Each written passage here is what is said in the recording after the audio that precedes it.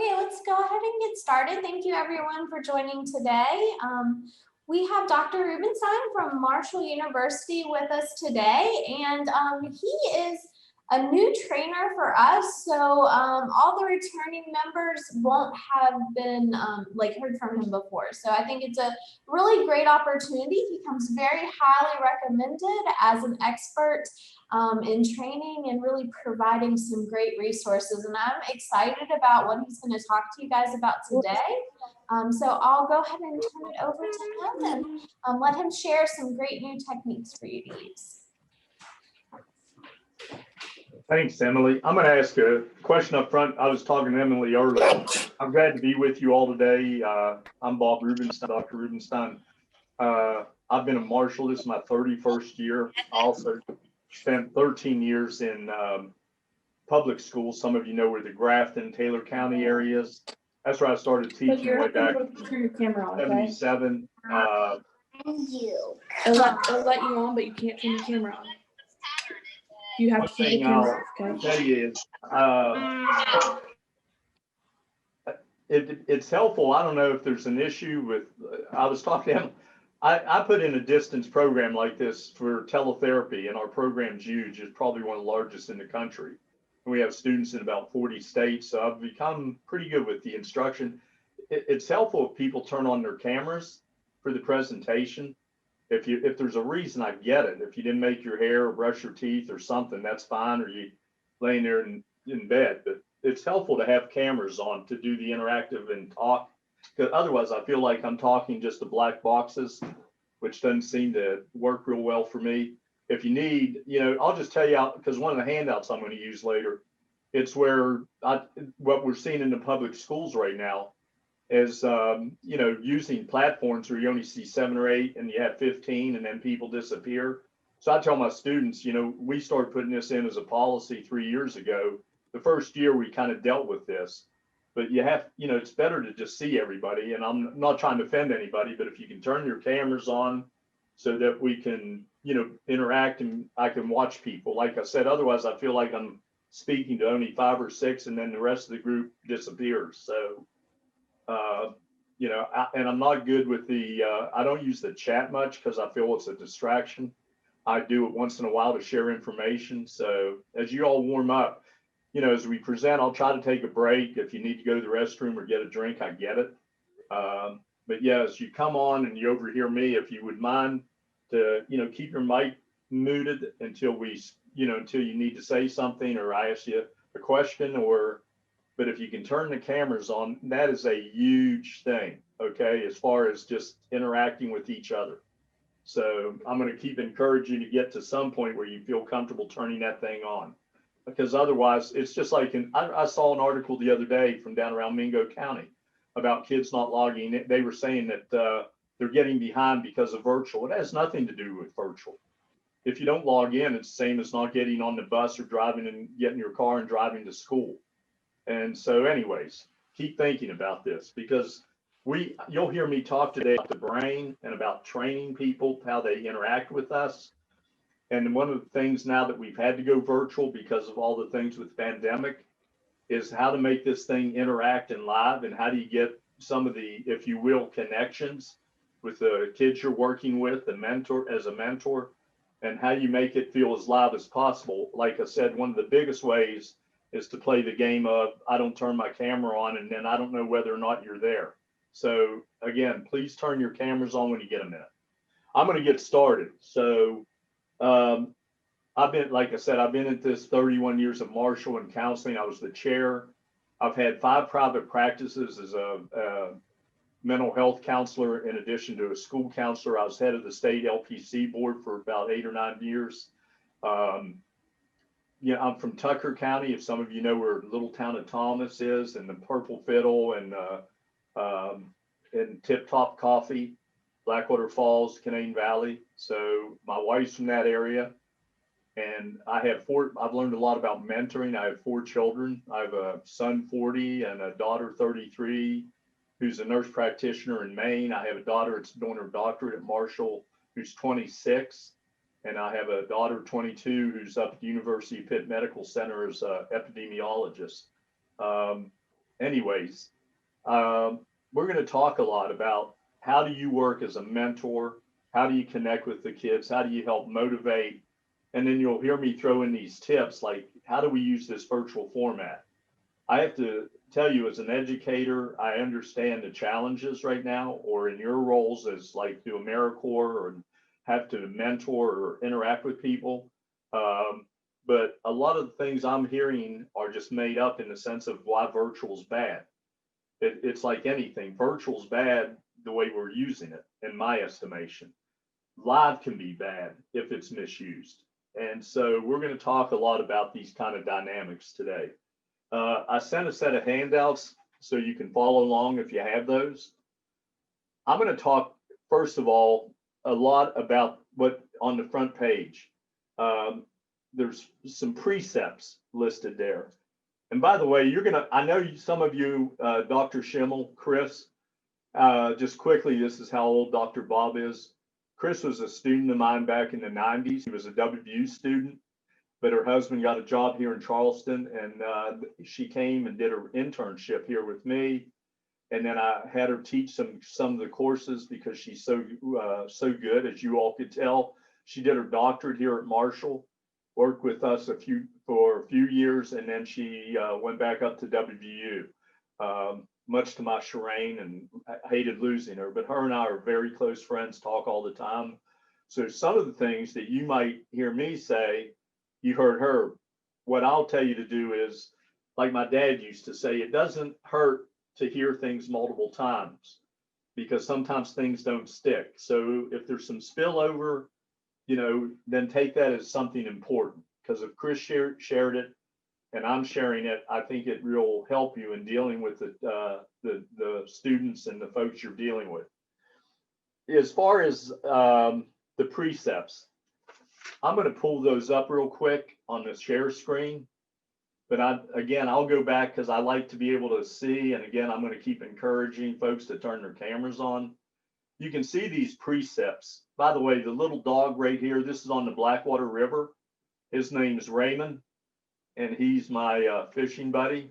He will actually sit like that for 4 or 5 hours watching me try to catch trout. And anyways, I thought I'd throw him out there because I think it fits into how we train the brain. Several of you've had animals or pets, I'm sure, cats and dogs, and try to work with them on how to train and get them to do the appropriate types of things. So anyways, all behavior is purposeful. That is important to understand. It can be negative, it can be positive, and it's based off of the way our brain produces our, what I call inner thinking. I've used a term here called private logic, and it's something that you can apply to yourself and think about. What is private logic? It's how we look at things in the world. How do we develop our habits? How do we develop our morals? How do we develop our interactive skills with other folks? How do we work through problems and challenges? So all of us have what we call, and it was a guy named Alfred Adler. Some of you have heard of Adlerian concepts. He was great at social psychology, working how do you raise kids using, consequences, natural consequences, logical consequences. But Adler coined this about private logic. And one of the things you want to understand is you're thinking of yourself as a mentor and how your brain's working. The kids, the students that you're working with, they all have private logic. So again, what is it based on? It's based on the kinds of things they've been exposed to, the types of folks that have, the parents, the significant people in their lives, ministers, teachers, mentors, who have tried to explain things or encourage them to do certain things. So that's how we develop our private logic. Can you get what I call crooked private logic? Absolutely. Because if you train some person as a parent to be real angry and negative and hurtful and lacking motivation or not understanding certain things in life, yes, you can have them, if you will, antisocial or damaging kind of private logic. I know Chris went over the thoughts cause feeling thing a lot. We're just big on that. And you're going to hear me talk about how the brain here initially, how does the brain do all that stuff? How do we go from seeing or feeling, as far as physically feeling hot and cold, and then all of a sudden the brain produces different types of self-talk, which also cause feelings, which cause behaviors. I like this line, and we think it's important. Those of you in your field working with as a mentor, how do you keep your expectations in line with reality? Just like right now, we can all sit around and complain and moan and be upset of all the challenges that the COVID has brought. Or we can understand it is a challenge, and like with any challenge, how can we approach it in the most productive and proactive way we can, or we can sit around and be miserable and depressed and anxious and stressed out and really create more problems, as opposed to having realistic ideas, realistic expectations. Number 4 is important.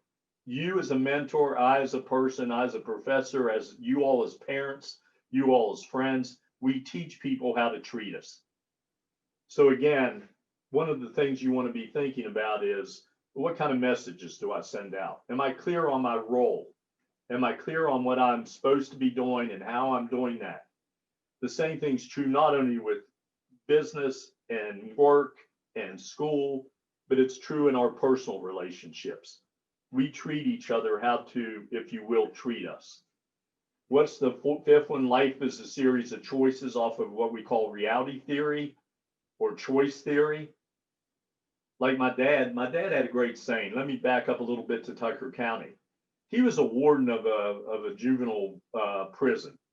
And there's 4 brothers. There's myself, my oldest brother, who was head of the state prison system for about 20 years and just retired a few years ago. 2 younger brothers that are attorneys in Morgantown. My dad would look at us, the same thing he said, and it was a juvenile prison, 16 to 20-year-old, 21-year-olds, and they talk about their choices. And he said, you know, you have ability to make choices. The question is not choices. The question is consequences. Are you willing to accept the consequences or deal with the consequences? So that throughout my life has served as a check sometimes. It's like, yeah, I've got choices. We all do.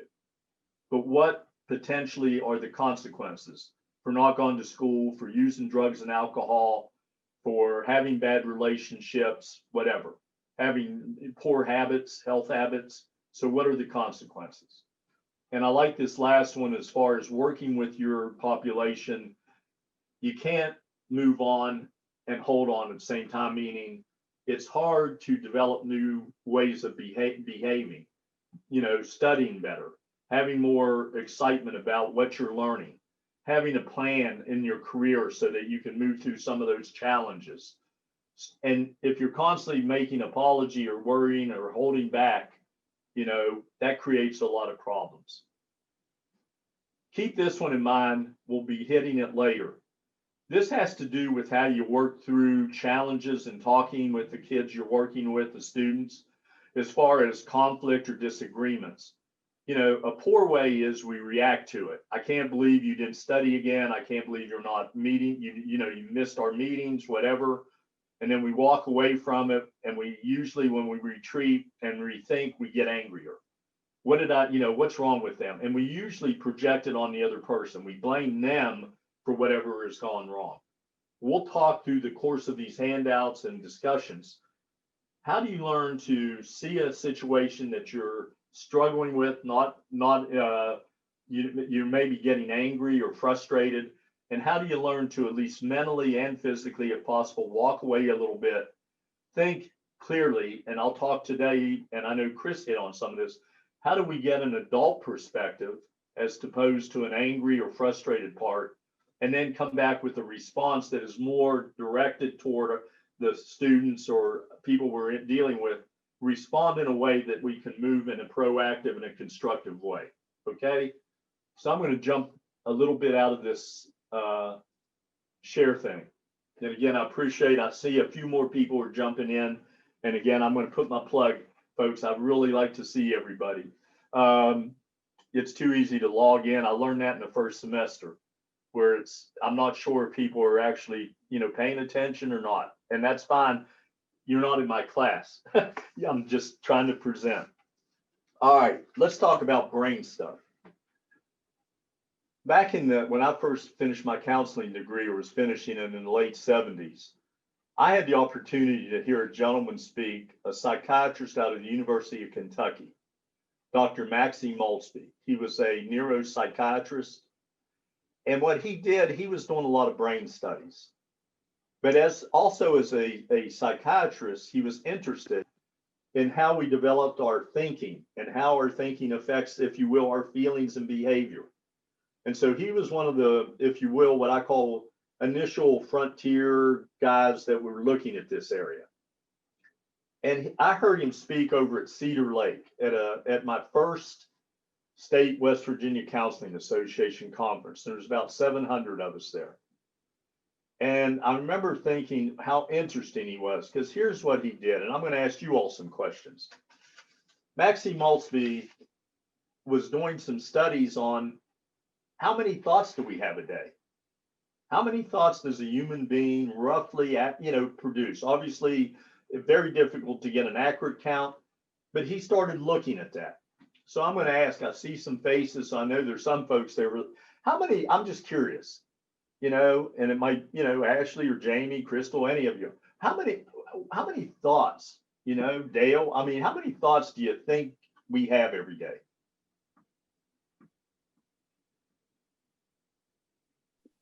Thousands. How many thousands? Somebody want to make a stab at it? Ashley, somebody? There's two Ashleys there. Anybody? Lacey? 124,000. Okay, I'll give you his count. About 75,000. Isn't that amazing? Now, obviously, they're not always in our conscience, but we produce about 75,000 thoughts a day. Now, here's the kicker. How many of those are tilted toward the negative, self-defeating, scary, weird, depressive? Out of 75,000, how many? 60,000. About 68,000. Isn't that interesting? And you know what? Here we are. You're all in the helping profession. I've spent my life in it, counseling, trying to work through problems, knowing full well that the brain, if you will, is designed in some ways to look negative. Okay? Watch this. If you don't believe that, go to Books a Million, go to Amazon bookstore, and look back in the self-help section. What kind of books do you see? How to be happy, how to motivate yourself, how to think positive, how to go through a happy divorce and breakup, how to be a good person at work. You don't see any books there that say what? How to be depressed, how to be mean, how to be angry, how to be lazy and sloppy. You don't see books out there like that. Why? We can do it ourselves. We produce it ourselves. We produce this, if you will, this negative world sometimes, okay? Because what Maxby found in his studies was that the brain has a reason for that. And as you're moving forward, some of these handouts and the trainings you've been to over the last couple of weeks, understand that, again, we can train our brain, but it's a challenge. And it's not get it in shape and then stay in shape. It's every day you work with it. And that's something you're doing as a mentor. That's why you're there. That's why you've been hired. Sometimes it won't stick. It'll work for maybe a week. It works for a day. It might work for a month, but then it slips. Same thing is true about commitment. We try to do diets. We try to, go back to school. We try to motivate. We try to have exercise program and stay in shape. And we do it for a while and it slips away. And so there's always that working with the brain because of that negative slant. Why is it there? Maltzby called old brain. It's an old brain activity. And there's a reason. There's a survival reason for it. And some of you maybe have heard of this because you've been to workshops on stress over the years. That's been a catchphrase in the field of counseling, psychology, social work for 30 years, 40 years. stress. All of a sudden, everybody's under stress. I remember I did my first stress workshop in 1980 for Barber County schools up in Philippi with teachers. And that was new to me, the concept of what the heck stress, because that's the first time I heard that term. Guy named Hans Selye, a psychologist professor at the University of Toronto. He coined, and you'll like this because you've heard it before, fight and flight syndrome. What the heck's the fight and flight syndrome? Well, it's the old brain. As human beings were developing, there was a reason we needed a fight or flight reaction.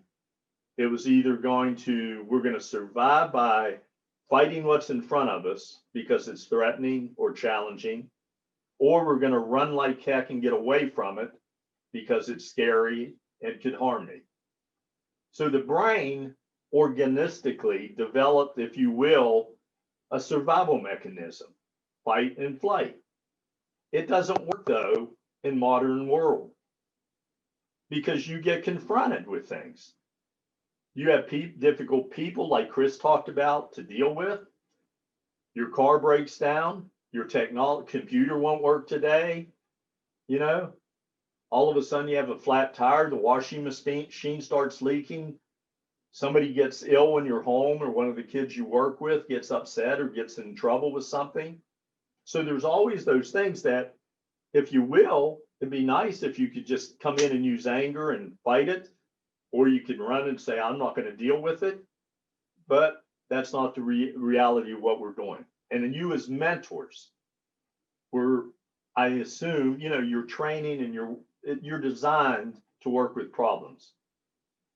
I told my wife the other day, I was just reflecting on 44 years of doing this. And I said, I've spent my life listening to problems every day. And you know what? I haven't regretted it because it's been a challenge, and it makes me a better person, a better teacher, a better mentor, because I'm constantly having to play with keeping my game at the top level, trying to work with things. So that's a nutshell of looking at the brain a little bit. Okay. In other words, how does the brain, if you will, work? So here's your challenge. Step one, lesson one. I need to figure out how to keep my brain in shape and get it in shape. How do I work with things? It doesn't mean if you're depressed or anxious, that somehow you're going to now work on just being happy and peaceful. That's impossible. Anger is normal. The question is, how do we learn coping strategies? How do we learn interventions and manners to manage that day to day, that negativity, if you will? And I know, again, I'm looking around at the screen right now. Every day we get, bombarded, and especially right now, this is tough times. To turn on the TV and hear illness, death, day after day, and changing our lives, prevented from doing things that we might want to do, go on vacation, be with family for the holidays, do whatever. It's all presented a bunch of challenge. Some of you probably are gone to school. So no, you're not sitting in the classroom. You're not interacting, if you will, live with the professor or your other students. You're doing a virtual kind of thing. So anyways, that's the kind of things you want to think about with the brain, okay? Let me slow down a minute. And again, I'm going to keep that plug out there. Those of you back in there, if you've logged in and you're just listening, appreciate if you turn your cameras on. What are you hearing me talk about with the brain, or questions? What did you just hear, me say as far as how this brain works that we all have? What resonated with you? I think that our brain is our livelihood. Everything we do and every piece of our being is all centered around the health of our brains. Good point, Ashley. Somebody else, what else are you thinking? What about the way the brain works? You want me to show you how quick those thoughts happen? Because we laugh about them. You ever driving to work and you think, oh my goodness, what if I just let that steering wheel slip and run over that old lady on the side of the road, or, you know, when you're sitting with somebody in a meeting and they're yakking too much, and you think, man, if I just had a knife and just could slit their throat, and you're like, where in the heck did the thought come from? Am I gone crazy? Everybody's had those. Doesn't mean you got schizophrenia, doesn't mean you're gone nuts, but the brain shoots that stuff sometimes. I'm a failure. I can't do this. They're making, wow, you know what? I've got that little mark on my cheek today from a pimple, and everybody's laughing and looking at it. No, nobody cares because they can't hardly see it, but we, the brain, feeds it. Other folks, what do you think about, you know, how does that brain work?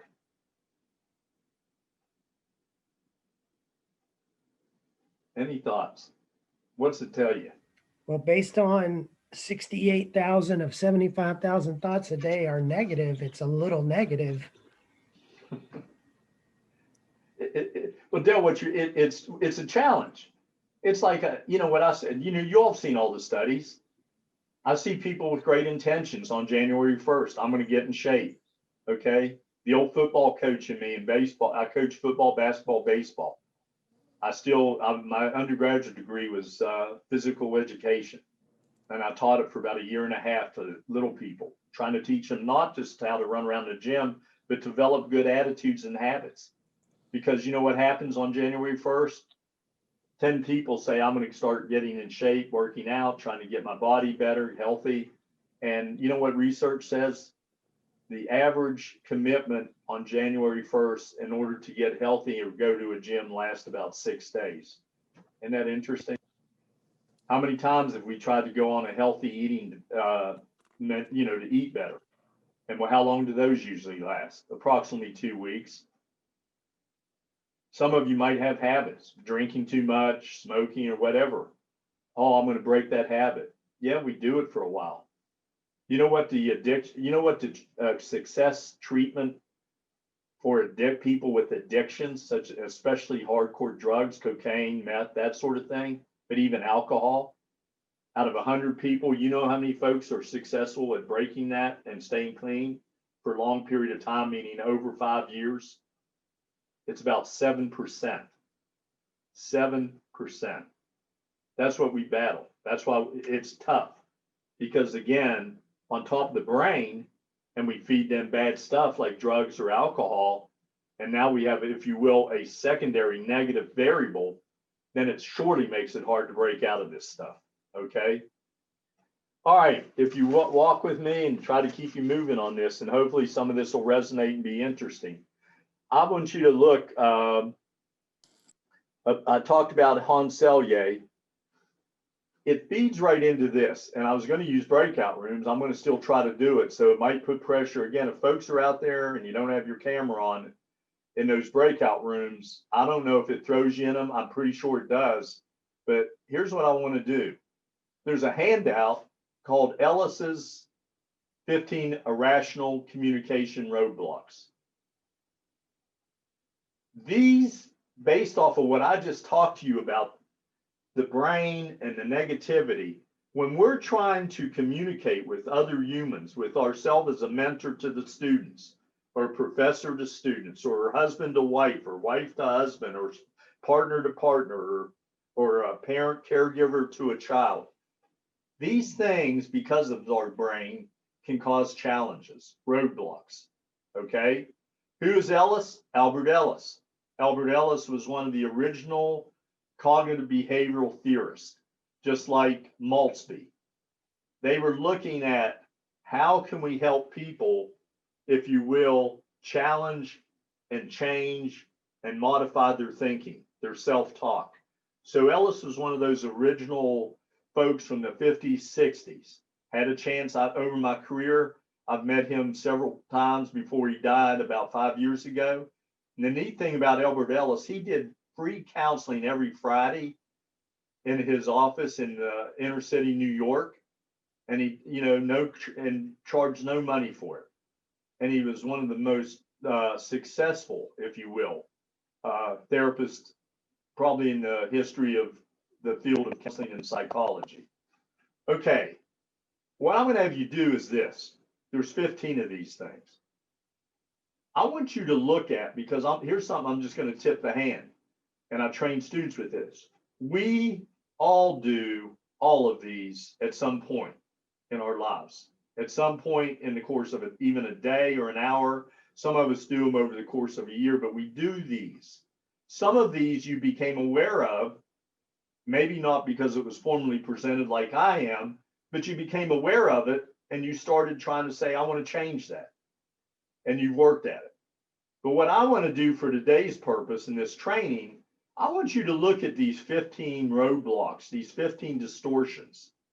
And I want you to think of the 1, 2, or 3, up to 3, that you find yourself doing, that you know you need to challenge. Okay? So you're going to look at this and you're going to pick 1, 2, or 3. And you're going to be in a group. I was trying to count. I'm going to come out of the share. Let me get a number count here. 4, 8, 12, 15, 16, 17.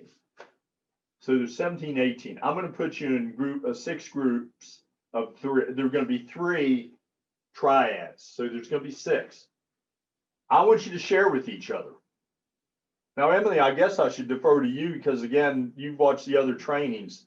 Is there going to be an issue with this one as I try to break them into this kind of a share thing? I assume the ones that I can't see are there.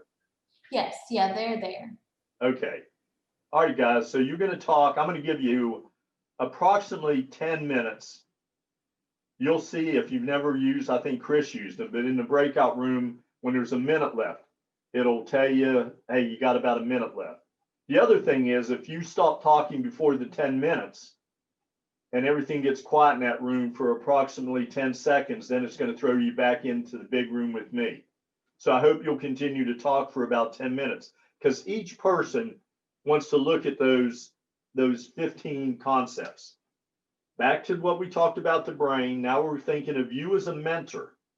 So how do I develop my skills off of the way my brain is working so that I can develop good skills in interacting with them, communicating with them, helping them, do better as far as moving through life.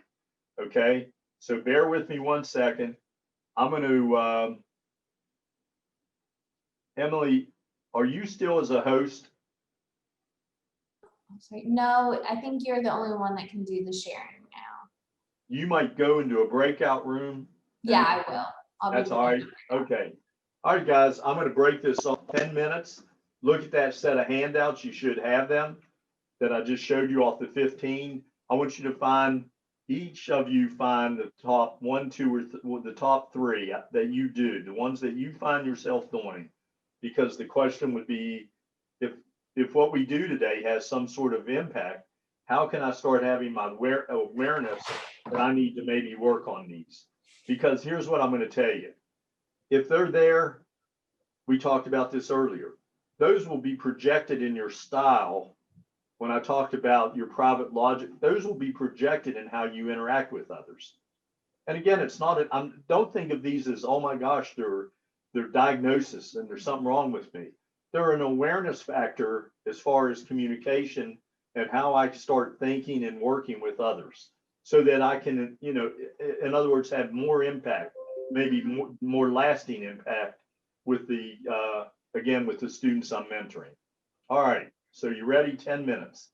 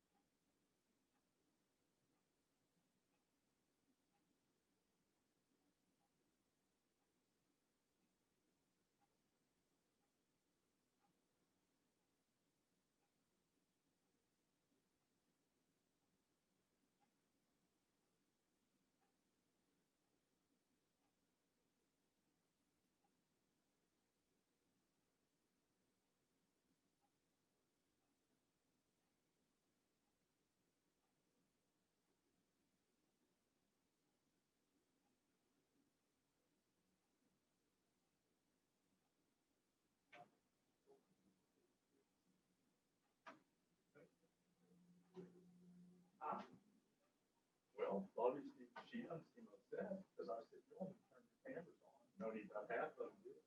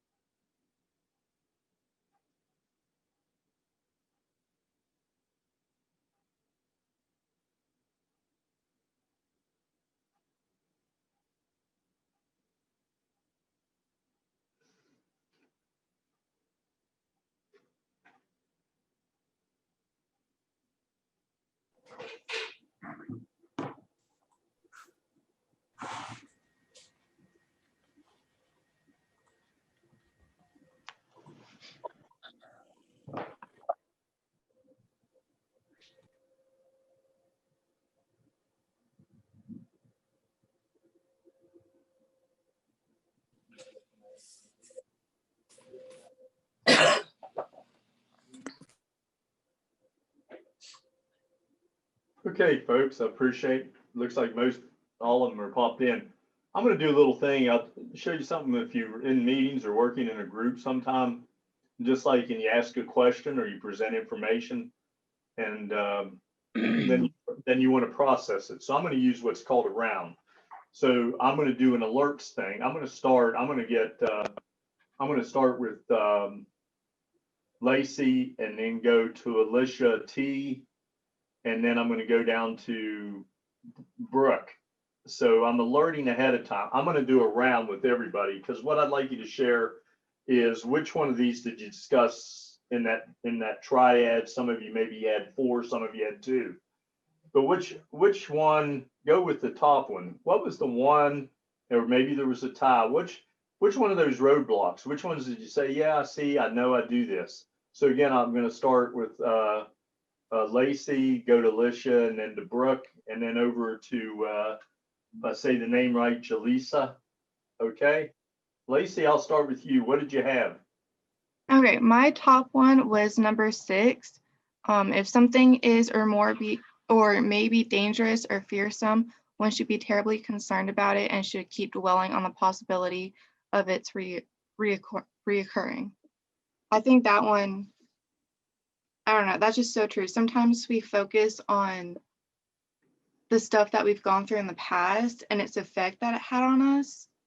And we just kind of keep that in the back of our minds and it stops us from doing stuff in the future. Sit down. No, that's it. And others maybe can relate to that because and you also just spoke to, not trying to give another lesson, you're talking about behavioral psychology or psychiatry, because a lot of times the behavioralists, we in the cognitive behavioral focus more on the brain and where it goes to behavior. Behavioralists start with behavior and say, look, that was ingrained based off of an experience. And somehow then it was like, whoa, this is dangerous. That was it was very traumatic. And then all of a sudden, it's more difficult to try to work backwards with it. So no, and then all of you think about what that number 6 says.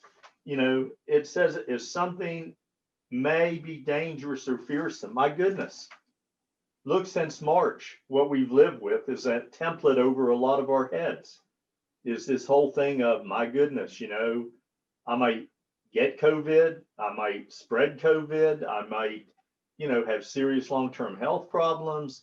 I don't know if I can even do the types of things that I like to do. I've got to be careful and make sure I'm, eating right.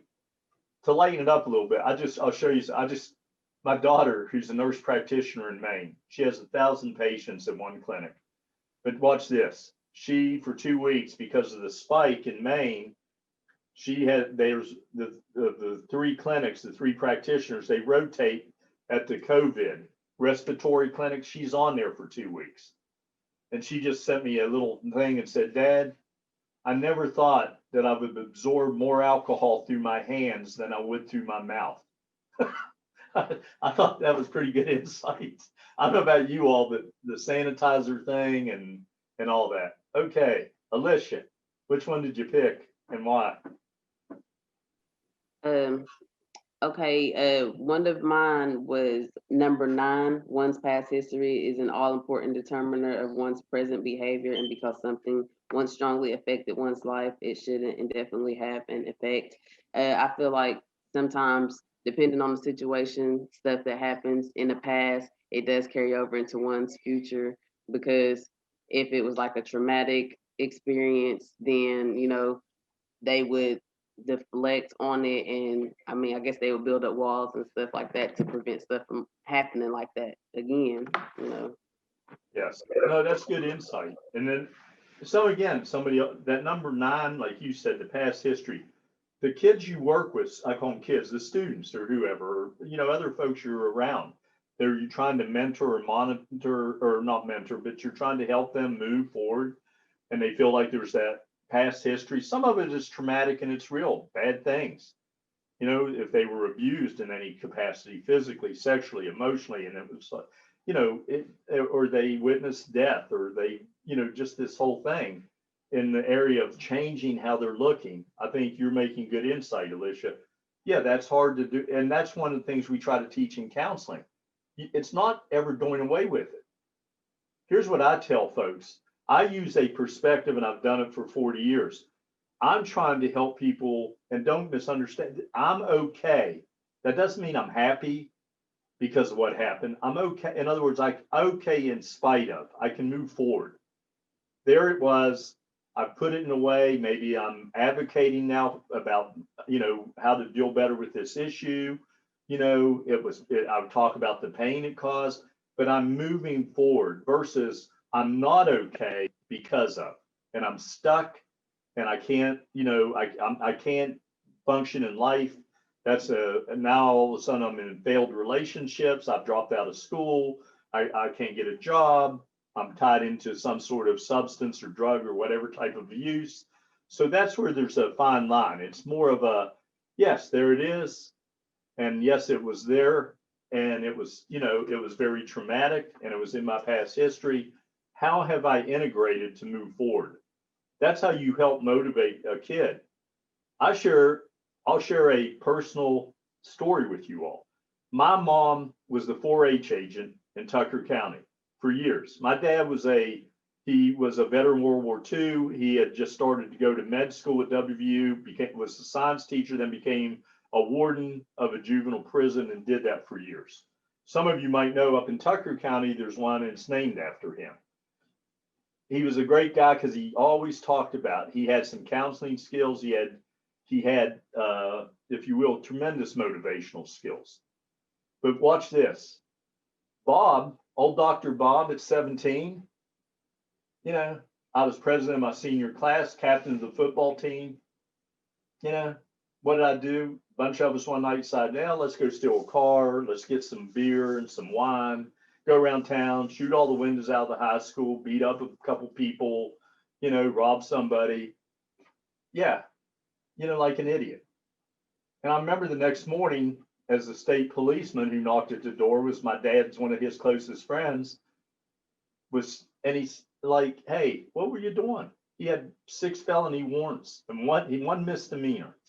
And he said, if you tell me the truth, I'll help you work through this. And of course, I had good support around my mom and dad. But that was tough because, you know what? My kids, 45 years, or no, it's longer than that, 50 years ago, they still see that little court letter that I had that says, Bob Rubenstein, you're on probation for 2 years. I'm not proud of that. I've learned to integrate it because guess what? I've worked with kids just like you all. And I learned, okay, we make mistakes. We all make mistakes. So, you know, and then the second thing I'm not proud of, I don't think I've looked at my transcript in 45, 50 years, but guess who? At WVU, my freshman year, I flunked Psychology 101. Got an F. You know why? The whole class was on why do rats turn right in a maze. Drove me crazy. I could care less about rats. Some of you remember those old class. All I wanted to do was learn about people. But no, we had to study behavioral psychology and why do rats do the things they do in a maze. And after 15 weeks, I'm sorry, I just didn't do well. I didn't do my readings. I didn't take the test well because I hated it. So somewhere back there, Dr. Bob Rubenstein, counselor who's done all these things, flunked Psychology 101. So let's keep going. I think the next one, and of course your screens are jumping around. Who did I say would go third? I was thinking maybe Brooke or some. What one did you all pick?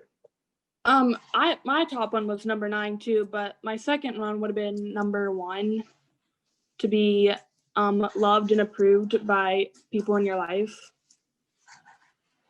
What do you think about that? Now, somebody might jump in because that's why it's number 1. What about approval?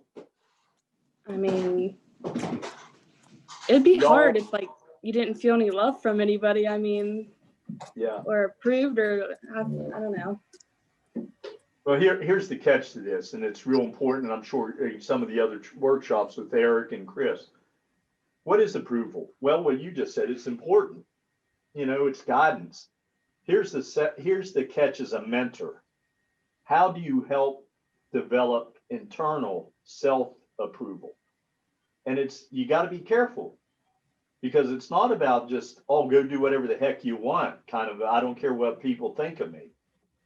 It's how do you help kids develop a moral compass and a sense of dignity and respect, and at the same time, they understand where they are. We're not perfect. Some of you all are good at athletics. Some of you are good at music. Some of you all are good at painting. Some of you are good at cooking or gardening. Some of you are good at training and interacting with animals and pets. We all have different skills, okay? And some of us aren't very good at other things.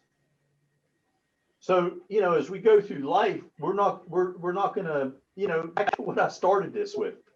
Given the fact that we're challenged every day with negativity, we're going to make mistakes. So approval, if we're not careful, does what? We're always seeking external approval. And we're asking others to tell us. Well, that's fine in the initial stages of working and motivating and mentoring. You all want to keep thinking as I go through my mentoring relationships, am I helping the student develop a sense of self-approval? That's the catch on that one. Let me keep moving. And again, I hope I won't repeat. Jalisa, and then I'll go to Caitlin. What did you pick?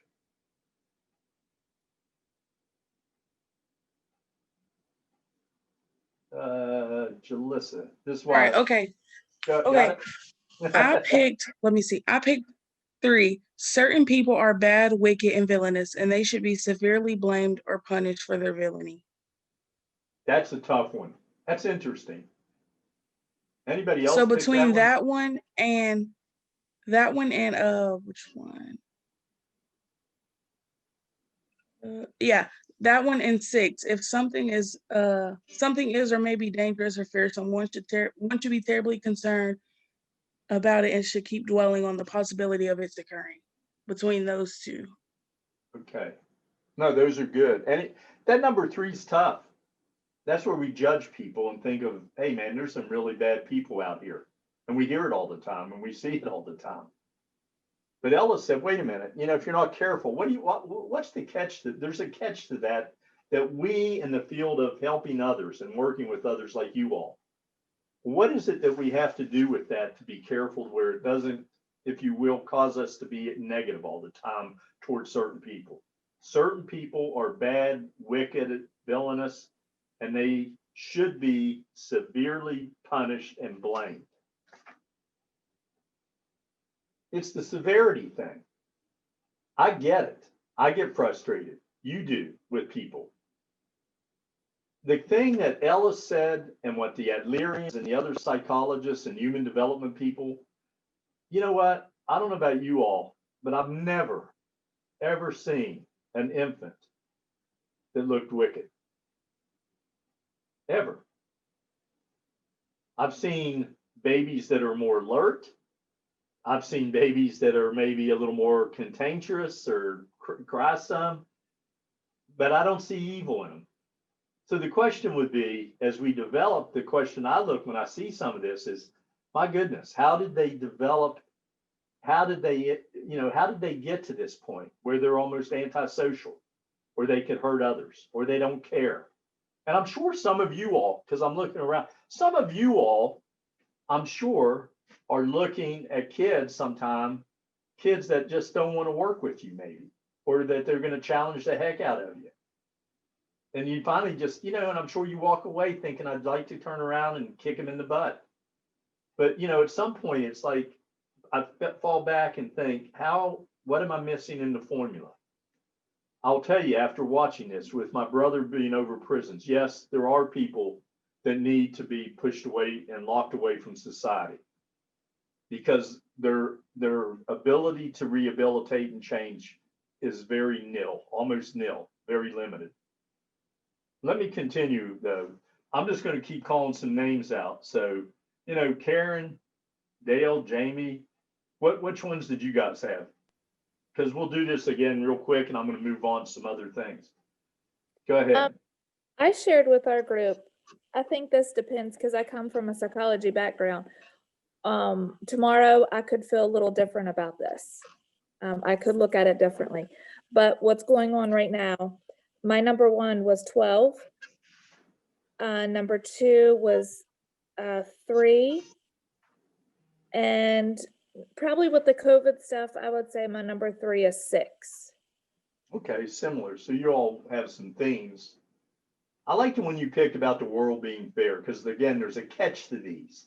When Ellis wrote them, there's a catchword in there. What's the last thing it said? It's horrible, it's not fair, and I can't stand it. I'm going to show you all something as you do. Hopefully you develop good ways of, motivating yourself as a mentor to your kids. Watch this. With this started, I've heard people complain. I've heard things from former clients. I deal with students, okay, graduate students in the counseling program. We have class. So everybody's challenged with this, right?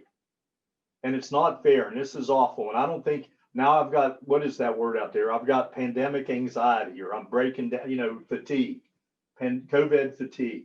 Great. Here's something, because everybody here knows somebody a generation or two back. Okay. I mentioned my father, and my father-in-law both were veterans of World War II. Okay. I got lucky. They ended Vietnam as I was being inducted. It got put on hold for me to go to Vietnam. And I just dropped out because I flunked Psychology 101, and I got my butt back to WVU and got my education. But watch this. I look back at my father and that World War II veteran, or those guys. Some of your great-grandfathers or grandparents, uncles, mom, grandmothers, whoever. There were obviously a lot of women that sacrificed. I thought about this. My dad left for Europe as a navigator on a bomber where they shot down 70% of those planes every day over Germany and Italy. So 7 out of those 10 crews that took off got shot down and died. And he did that from 1940 to 45. Okay. And he'd get a letter maybe every 6 months if he was lucky. He didn't know if his mom and dad, my grandparents, his brother, sister were alive, how things were back home, because they didn't have any communication. They didn't have cell phones. They didn't get to turn on their little TV stuff. My father-in-law fought with Patton's 7th Army across Europe, or back into Italy and up through France. Same thing, hand-to-hand combat. And you know what? Was there for almost 5.5 years. And we as a society, and you guys as part of this, as AmeriCorps and helping, trying to develop character, we're vibrating really after 4 or 5 months. We can't stand this. Seriously? Think about that. Oh, I can't get together with my friend. My God, I know you all. We can do virtual. You can text. You can watch TV. You can go, get a pizza or get some Chinese tonight. Really? How would you like to do that for 5 years, what they did with this, where we could not do hardly anything, communicate, very restrictive? Think about it. I think we need to sometimes look at ourselves as we look at these things that are roadblocks. That's all. And the reason I'm saying this to you right now, think through those and think about, how do I work through that on myself and also with these kids that I'm interacting with? because it's blocking them up. I'm frustrated. I can't do this. I hope that resonates with you in the sense of, yes, I need to think through some of these things because you're mentoring for a reason. Mentoring means I'm trying to help individuals move in life and probably do more productive things, get a better education, get a career, do something. Okay, sorry I did that mini lecture. Karen, that was good. Let me go over to Jamie. What do you think? Which one's real quick, Jamie? And then I'll get Dale. I picked number 14. One may be going crazy because the one is experiencing some anxious feelings. And then I had number 2, and then I had number 1. Good. Let me say something quickly because, again, it helps all of you as you keep developing your skills. Ellis actually originally only wrote the first 12. In about the mid 60s to late 60s, as he watched society, he added those last 3. Isn't that interesting? And the one about this is when stress started becoming popular. I think I'm going to go crazy because I get all this going on. And he put that in there because he saw that a lot in his practice. People would come in and he'd be like, what's wrong? I'm going crazy. Listen, real quick, because some of you deal with this in your family or maybe you've dealt with it yourself. It's not to make light of. Yes, there are severe mental illnesses. Yes, there are people that have schizophrenia and severe challenges with their diagnosis because the brain chemistry organicity gets really to a point that, yes, they need hospitalized or they need medications or those kind of things, behavioral modifications, okay? But that's a feeling that everybody in this meeting today have thought, I'm going crazy. The brain starts flooding with thoughts. We get depressed, we get anxious, we feel like we're losing control. We're going to strike out at somebody or maybe even thoughts of harming ourselves. The very fact that, yes, that is part of being a human. So your kids, your students, the people you're working with, they feel this sometimes. Okay? Sometimes we feel overloaded and we look at people in our own family unit, but we don't think they're feeling that same busyness, that same challenges. So I appreciate you bringing that, but Ellis threw that out. So the question would be, how do we open to people and say that? Yes, we do that. I do that. I was doing it yesterday. I was on virtual meetings literally from 7 in the morning to almost 10 last night. Everything from teaching to faculty meetings to trying to deal with financial things at Marshall because it's a challenge, to dealing with students trying to register for classes. Okay. And at some point I thought, oh my God, this drives me crazy. I don't want to be doing this.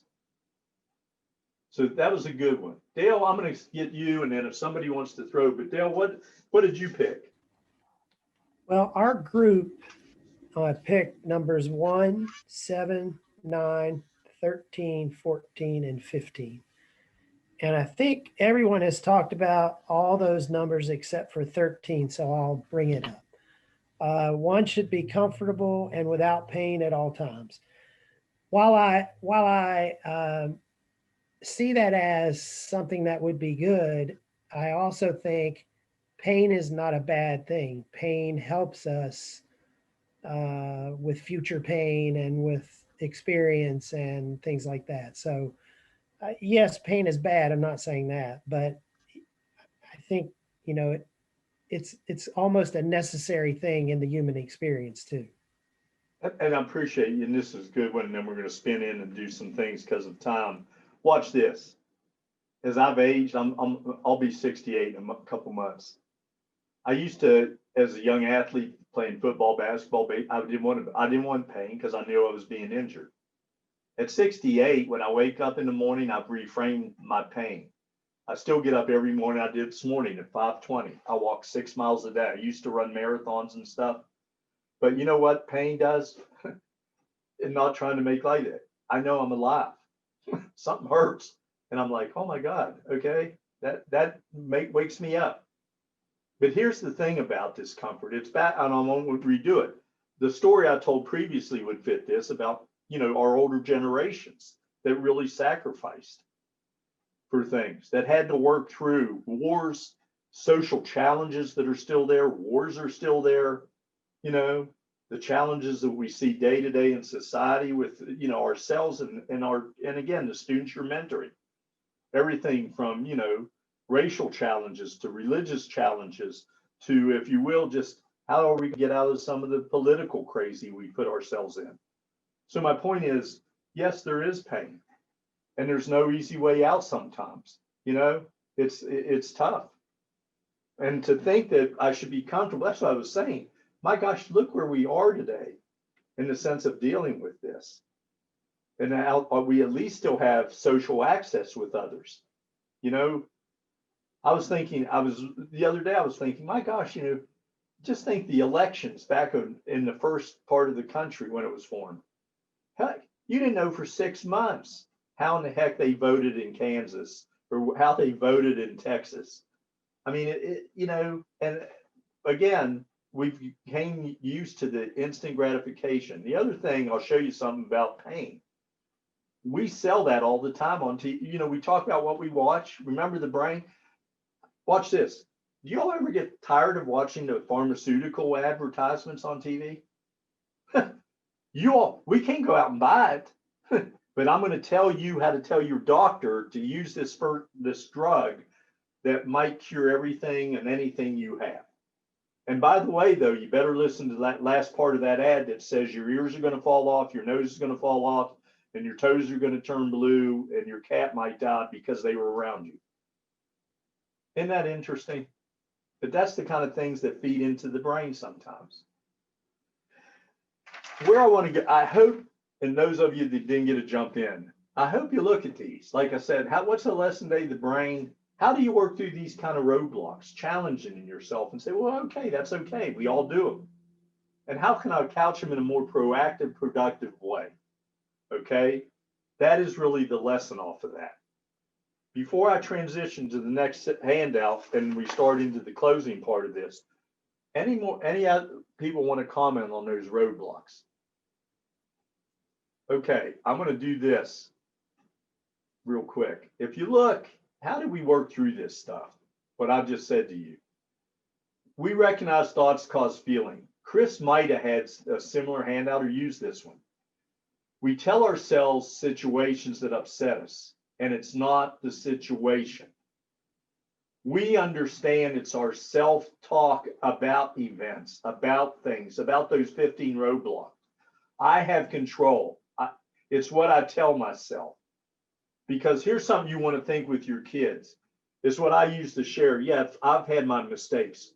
Almost all of you in this presentation have had life mistakes, challenges, things you wish you could take back and do different.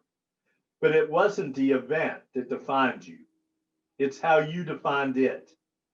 I'll use an example.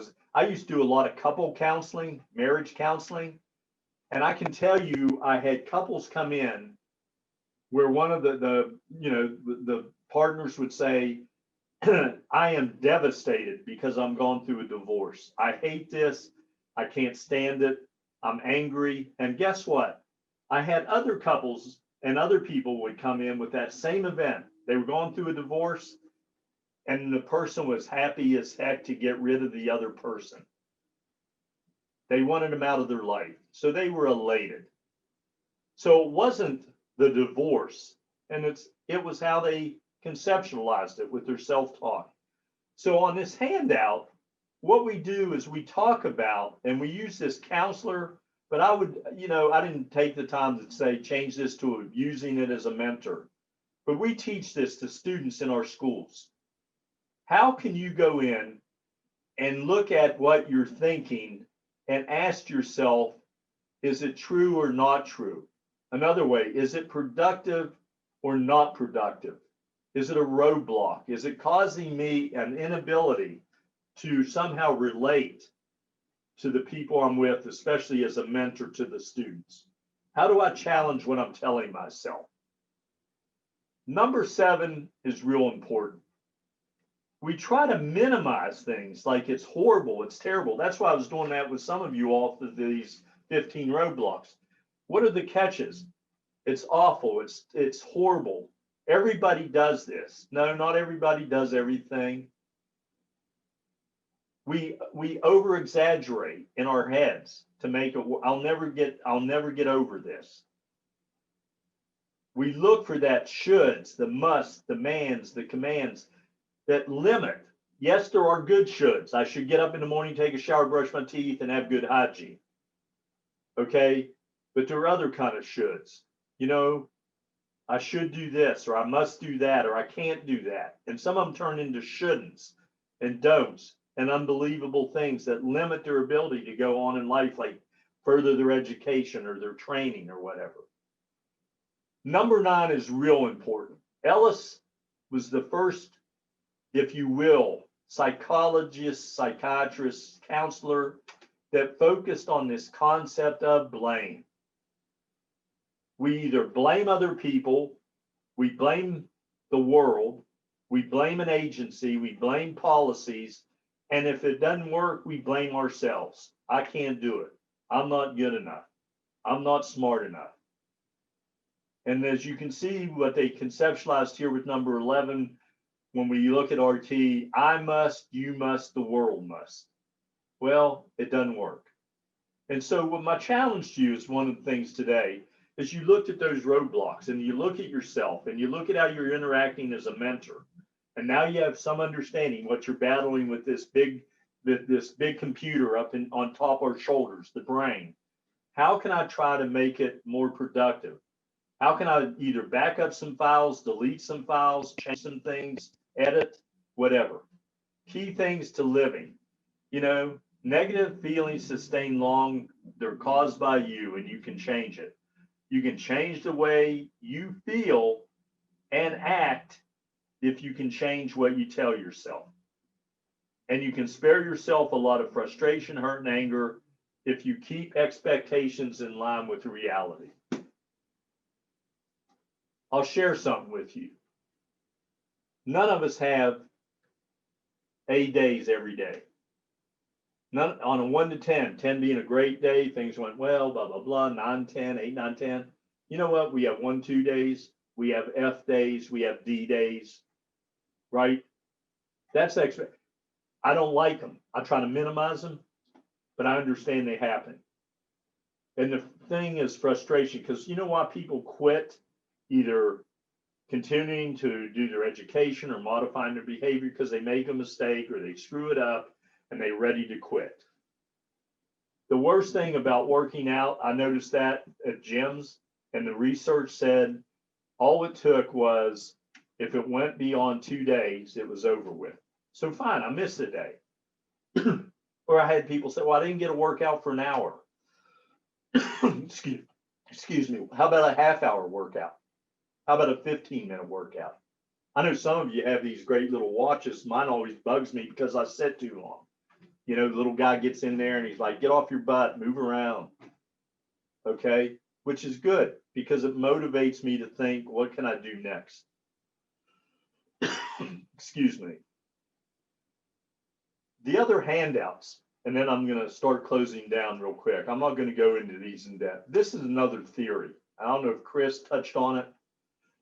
I talk about self-talk, those roadblocks like they're one-dimensional. Actually, in our personality, a thing that you can understand as you think about motivating and working with others is the way we talk to ourselves is really multi-dimensional. Okay, you all know this because in the morning you have that, if you will, little voice that says, I'm tired, I don't want to get up, I don't want to go to work, I don't want to go to that meeting. And then you have another little voice inside of you that says, the adult, that, oh, I better go. They won't pay me today, or they're going to fire me. And we have these little voices that somehow interact together that then produce what we do for the day.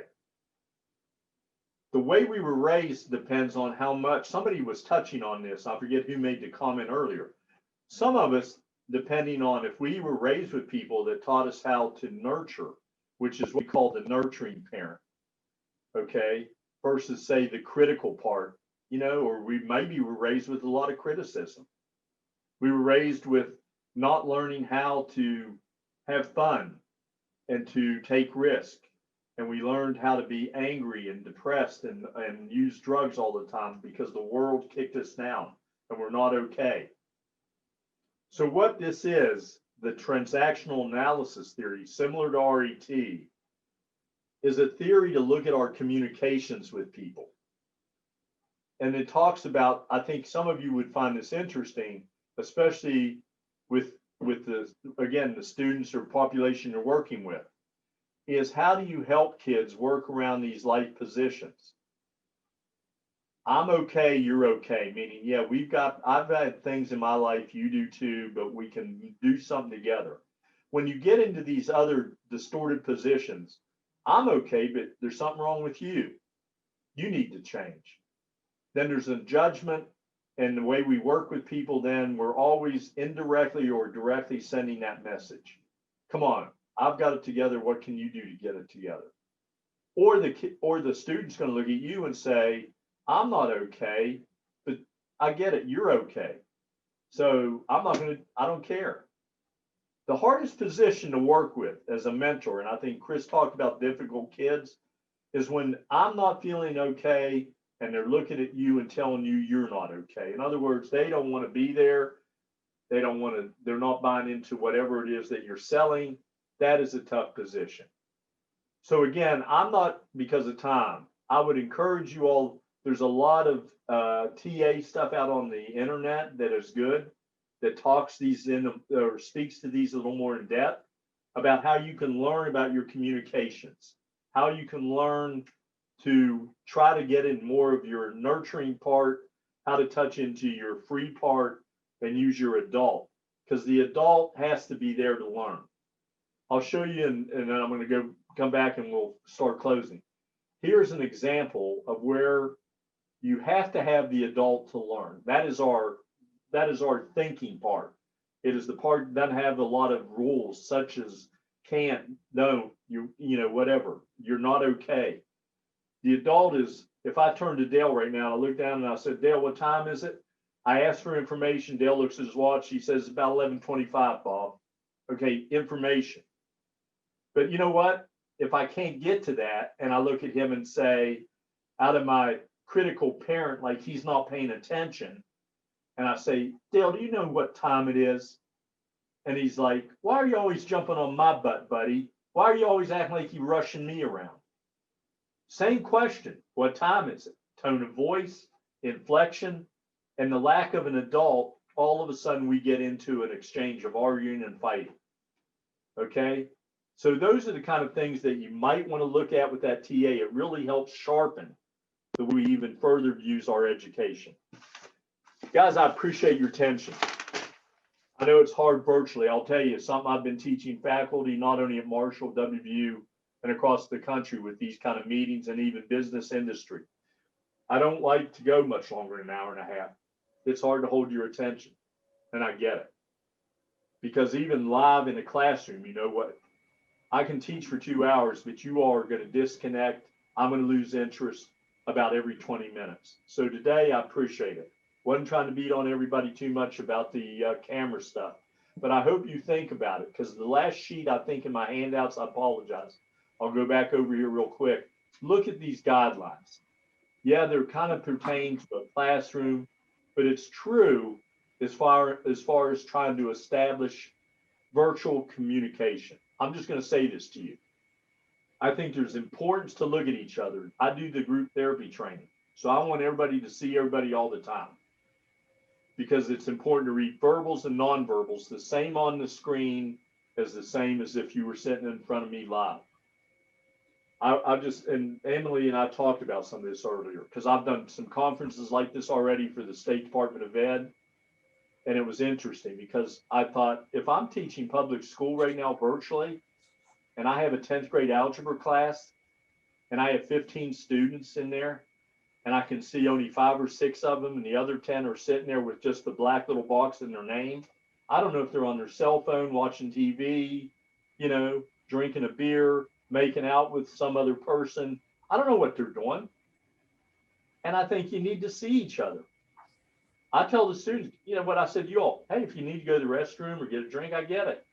Because if you're gone more than 5 minutes, and you're with me live in a classroom, I'm going to worry that you're having an emergency. It's a personal, remember what I had early on. You train people how to treat. Okay, to close, I need 2 or 3 people. Some of you maybe I haven't heard from out there. You know, Melissa, Sophie, it doesn't matter. Krista,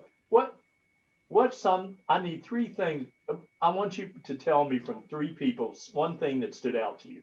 So I need 3 people to tell me, has any of this been helpful? What's going to stand out to you? What might you think about? Or if I run into you somewhere in about 2 months and you look and say, hey, you're the guy that were on the computer that day, Dr. Bob, and we did this thing. And I turn and say, yeah, what did you remember? So I need 3. Go ahead, Sophie. I think it was interesting to look at the communication skills and the different ways of communicating that maybe aren't so healthy, and the different motivations. It's not something that you usually address. Okay. And I think it helps breed a healthier way of communication to identify like the root of the problem. Well, we always hear communication breakdowns. If you followed anything today, the brain is complex. You already knew that. It's a complex little instrument. And then how we run filters through there and the way we've learned and the way we've raised and our parents, our culture, our religions, whatever, impact on how we develop that thinking. And so we just need to be able, I call it in counseling, have a good awareness that it's a complex process. It's not that simple. Somebody, Melissa or somebody else?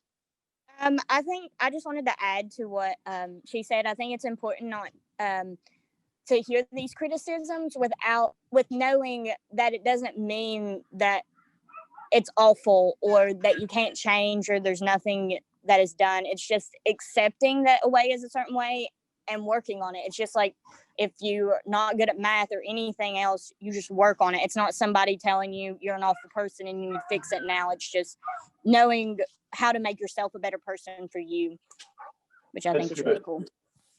Thanks. No, it really is it, and we keep working on it and constantly work on it. So one more, somebody or anybody else, something stood out. Okay, I'm usually not this quiet, and I'm usually first. I'm not usually last.